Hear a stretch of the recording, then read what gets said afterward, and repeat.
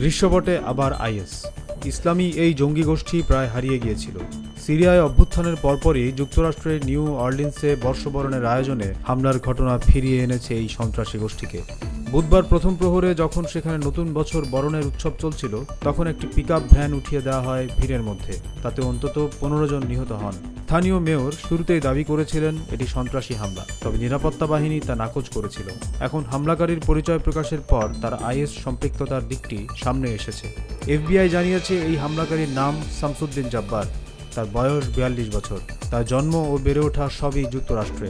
একসময় যুক্তরাষ্ট্রের সেনাবাহিনীতেও তিনি ছিলেন।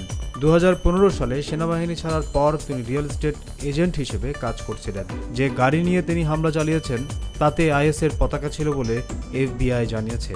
সেই গাড়িতে পাওয়া গেছে 2টি বন্দুক, ছিল বিস্ফোরকও। জব্বার পুলিশের গুলিতে ঘটনাস্থলেই মারা যান। এখন তার আইএস সম্পৃক্ততা নিয়ে তদন্ত চলছে।